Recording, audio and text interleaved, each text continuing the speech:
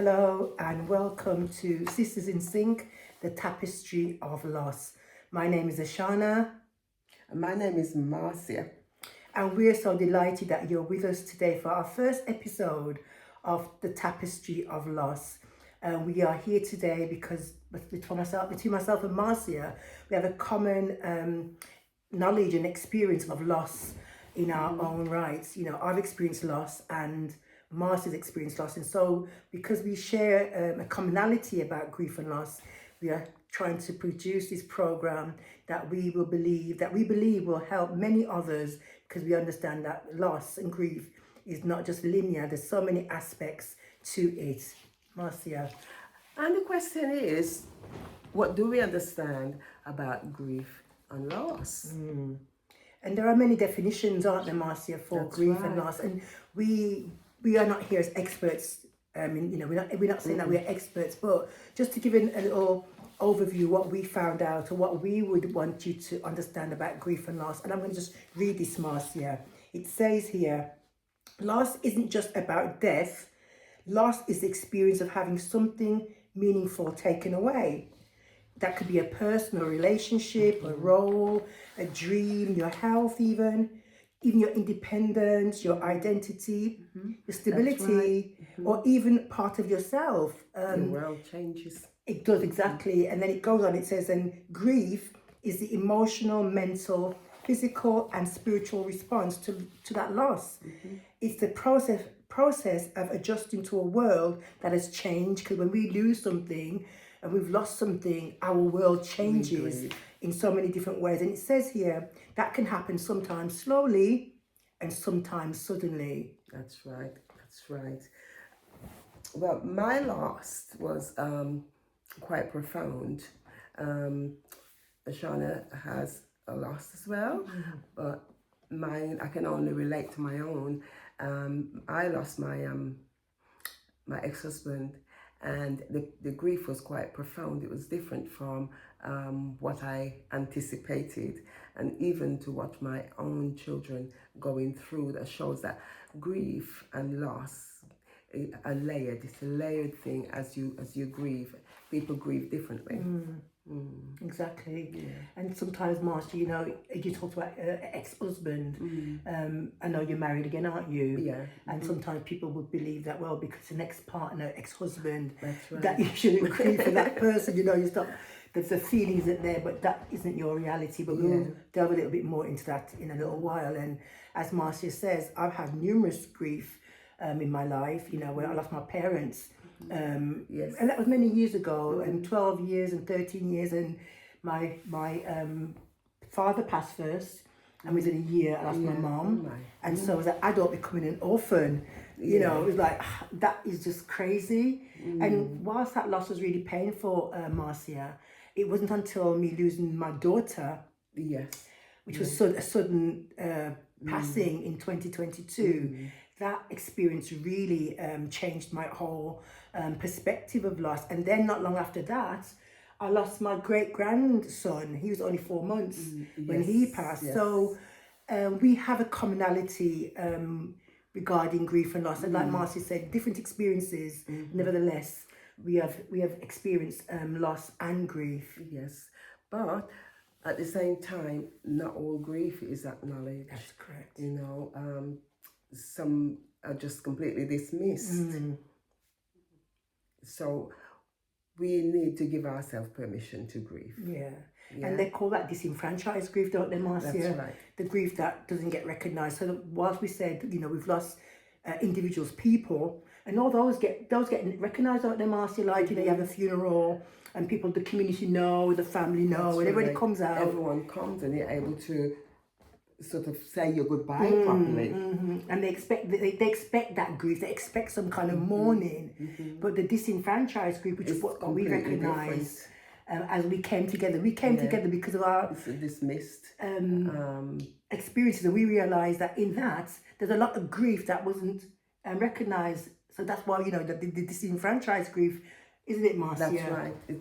It's a kind of grief that society doesn't really take any acknowledgement. They don't show you any recognition, and there's no space for it. There's no place for it, you know. Whereas if you lose your husband, and Sister Shauna lost her dad, and her, and I also, and your daughter, you know, you grieve, and people come to you and will say, come to show their respect over that process.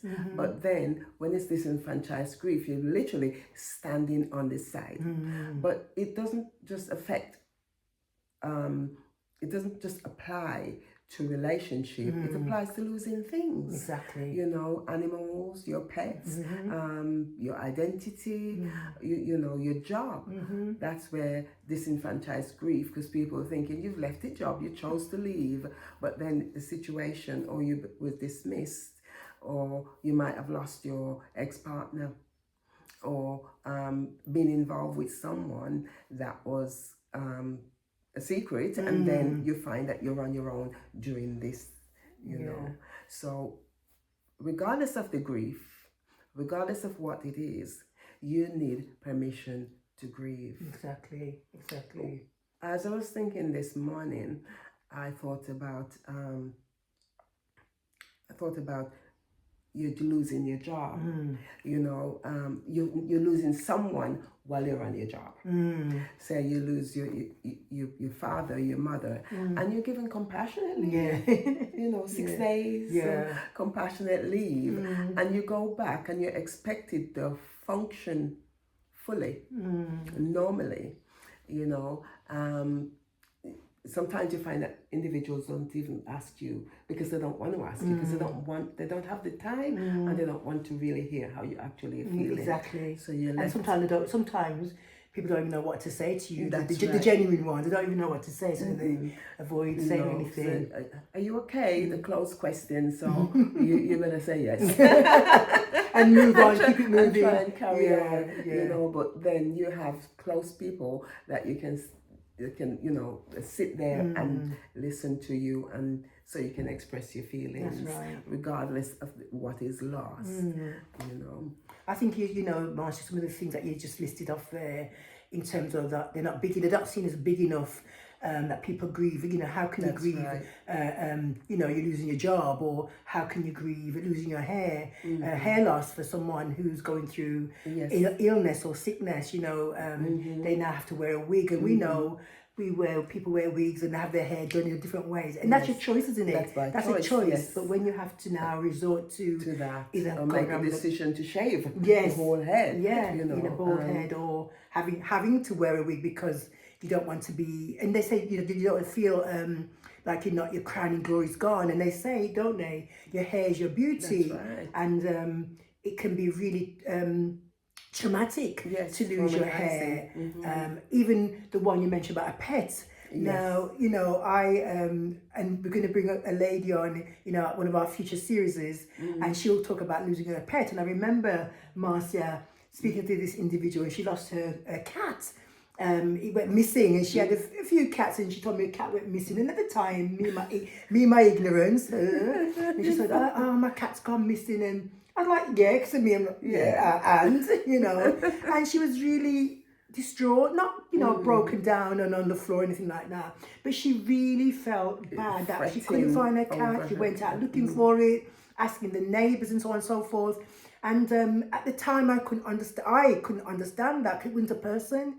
But as time went on, and sharing with her sharing with me, I came to understand that was part of her family. That's right. And whilst me, my ignorance, didn't understand that, Marcia, that was part of her family. So these are the things we're talking about the disenfranchised grief. That's why we have called this channel, this program, the Tapestry of Loss, because we understand that loss goes through all parts of life. People are grieving all the time, Marcia. That's right, constantly, all the time. Well, people die all the time, and it's not everybody's business.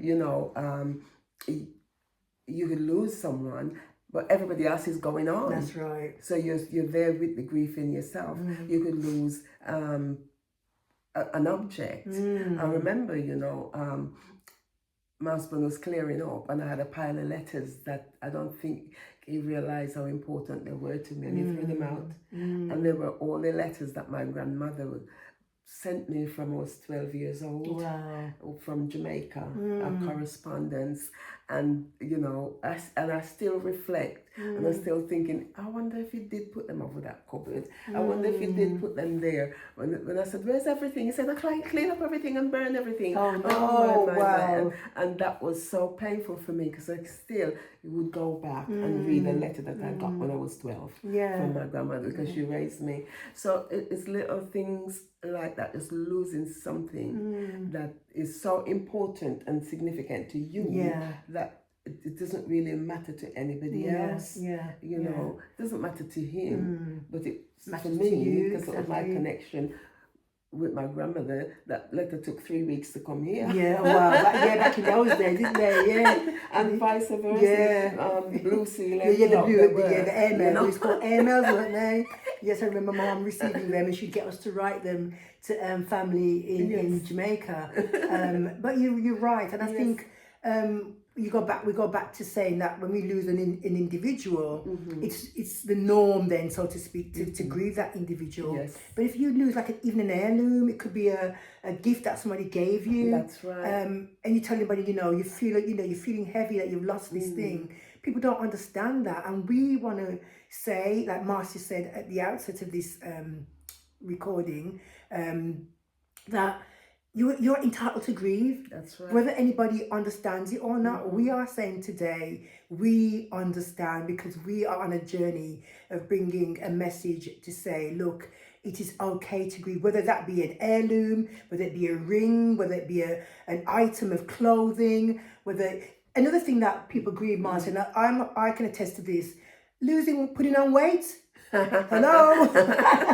The figure that you had. That's and the shape that you had, and all these things you used to be able to wear, they change overnight. And now you can't wear the things you want to wear, and that could be either losing weight or gaining weight, because people lose weight because they're ill, and it can affect you quite significantly emotionally. Especially if you're in a relationship with someone and he does not appreciate that fact that there's a change in your life, and you'll be asking probably what you're doing, whatever, and you find yourself fighting to take this weight off, and you're not able to lose it, so then you're grieving, you're stressing on top of it as well, and it interferes with your identity and your relationship. Even the menopause. Hello, ladies, if you're out there listening, there's some ladies, the menopause, going to the menopause, talk about brain fog. Now, I didn't experience that, but some people talk about, they can't remember, they go upstairs and they're at the top of this, and you come back they come back thinking, what did I go upstairs for? And it can be so discouraging and disheartening for that individual. They can't remember. That's right. And that's another part of loss, because now your body's changing, your hormones are changing, you can't remember anything, and people have to write things down, so their identity in a way has changed. Yeah, there's just so much. This morning I was reading something, and it was about people with dementia. So if your parent or yourself or your partner developed dementia, you lost that person because they cannot relate to you. So although they're still alive, you've lost everything that was there. Or the relationship that you had, the interactions that you had is gone, because that person cannot remember your name. They're asking you, who are you again? 4 or 5 times, and you're trying to tell them, but they still are not going to remember. So you've actually lost that person. That must be awful. I remember it wasn't dementia, but I remember in a way many years ago, before my mum passed away, she was ill, and she was at the hospital at the time, and I went to visit her a Sunday after church, and I got to the hospital, Marcia, and my brother was there. One of my brothers was there, myself. I got there after him.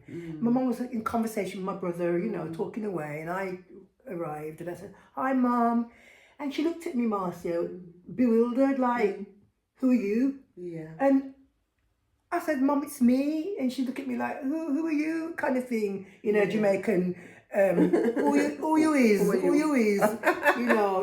I'm like, "It's me." And she's looking at me like she had no idea who I was. And Marcia, it really hurt. And she was talking to my brother. She could call his name, and she was talking with me. And I'm the youngest of the family, the baby, so they say. And she didn't recognize me at all, Marcia, and I was so upset. And then it wasn't until later on when I was talking to my sister. She said, "Come on," I didn't realise my mum had a urine infection at the time. And I never knew that for the elderly, that when they have a urine infection, sometimes it can make them have a memory loss. And that was what happened to my mum at that time. I said, "Thank you, God, thank you, Lord." It was only a temporary incident. When I went back a couple of days later, she was fine and she knew who I was. We were talking, and I reminded her about that. She looked to be like, "You're talking about?" But in talking about dementia, while you mentioned about the dementia, imagine that person doesn't have that recollection due again to say your Marcia, your Shana, or whoever. So you've lost that person. It's like a double death, isn't it? That's I've heard people say it's like a double death. Yes, completely. They lose Painful. That. You see, they show evidence on Facebook sometimes where the child would be crying, or the daughter or the son would be crying because there's no interaction between them and the parent, just because of this mental health condition. So there is a lot of things that we can talk about concerning grief, concerning loss, and we'll build that up as we go along through having further episodes. And we will be inviting individuals along to come and share their story or the experience of grief and loss, not necessarily about a loved one. It could be anything or any topic, but to do within the scope of grief and loss. And what just came to my mind, Marcia, we tend to overlook this sometimes as well, that children grieve, grieve, and yes, they lose like a nan or a dad or a mum or a family member, we know that, but children grieve as well when they might move from school, they transition, they move homes, or they lose a toy. I've experienced that with Alex. When he really, the school that he went to, the infant school, primary, was just around the corner from home, and he got on so well with this little boy. They were in and out each other's house that lived in the same street, and he came home and saw that he was moving, and he screamed, and we had to take him to where he lives. Oh wow! So that you can see that he's not leaving school, but he's just gone to live in the Yale area rather than where we are. He just screamed out the shock of seeing that his friend is going away. But that then comes back, that brings to mind then, Marcy, about parents and families. Do we see that in our children when they probably are misbehaving, after a loss, whether it be a toy, whether it be a transition, a move, a pet? Because sometimes we're ignorant, aren't we? We just think it's a toy, you've just lost that toy. Just get over it. You might be the one that lost it. You might be the one that's taken it away from them. And sometimes you might have to do that because it depends what it is. However, we don't recognise that they might be going through that loss of that item. Children have... some children have those blankets, don't they? That's right. They're comfort blankets. And then my great-granddaughter, she doesn't have it now, but she's having a comfort blanket, and she wouldn't go to sleep without it. And it was like, where is it? So that for her was like a comforter, and we take these things away from them. It's not traumatic, it's not trauma, I wouldn't say it's not trauma, but it's still a loss. Alex was an adult when he was 7 months old when my aunt gave him a piece of fabric. And that, even when I was living in this house here, we still had that. He took it, and I'm not sure whether he still had it, but that was his. Wow. He was so attached to that piece of material, and it was quite warm, but with one end was like a triangle, so and the other ever so squarish, but he was really attached to this. To that. The attachment, man. Oh my! I tell you another thing, Marcia, that we share commonality. We come to our eyes and our sights. Losing your identity, losing your independence, even, for me, and even now it's still a big, big thing in my life. I drove from the age of 16 up until, I don't know how old I was, a big, growing, about 7 years now since I've not been driving. Yeah. Because of glaucoma, and my license was revoked. So imagine you've been driving all this time from your teens, and all of it, if Marcy, it was like my legs were being amputated. And yes, I could get the bus, I could get the taxi, I could walk to the bus stop and all of that, and I'm grateful. Thank you, Lord. I can do all of that, and I wasn't like bedridden, but that independence was taken from me. The dreams I had, Marcia, I dreamt of retiring early, and I could go. Marcia, just like that, and it was just gone. And even now, when I see my car, because I've looked at the car, and my husband drives it, or my children will drive it from time to time, and I. Sometimes the car's parked outside because my husband has his van, and then I have to go to town and the taxi comes, Marcia. I'm going to walk past the car. I do that every day. Or I'm going to, in the summer it's not too bad, but in the winter I'm going to walk past the car to the bus stop. Sometimes my heart is just hurts like, that is my car, that's my Betsy, You wanted to stop by choice, not have it taken away. Yeah. I stopped by choice because the vision is so poor, but and I have to get used to it. I come out the house and I look that right and I look left and I think, and then I just walk past the car and go off down to where I'm going and catch the bus. Thank God the buses are not too bad and they're not too crammed, so I don't feel, and I just try and time myself really well, and getting used to the taxi as well. So it is a significant loss of your independence. It is, but you know what, Marcia, I'm living by faith. I'm walking by faith. I'm a child of God.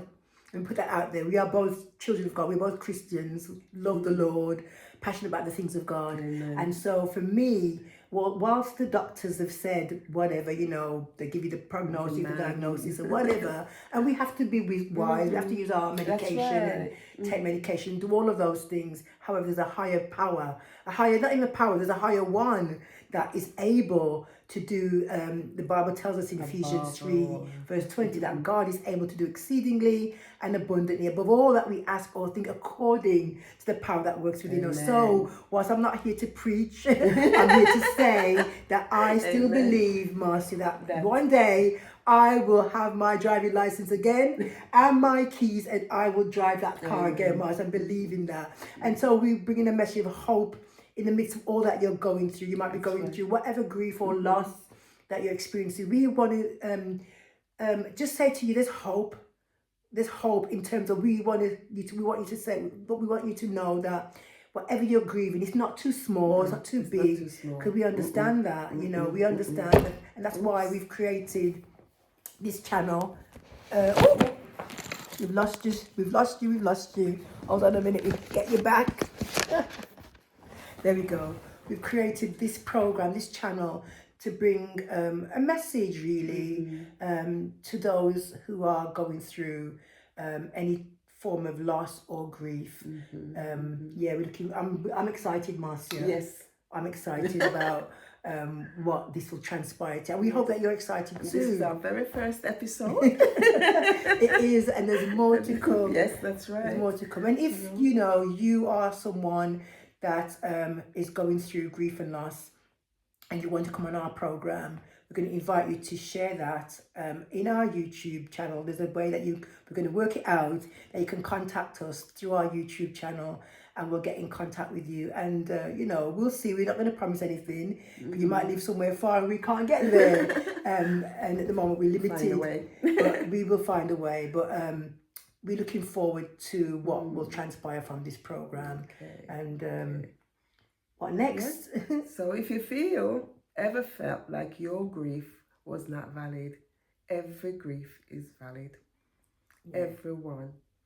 So, we're here for you, and you know that you can always talk to someone that is close by who's willing to listen to what you have to say and to help you to overcome and grow stronger.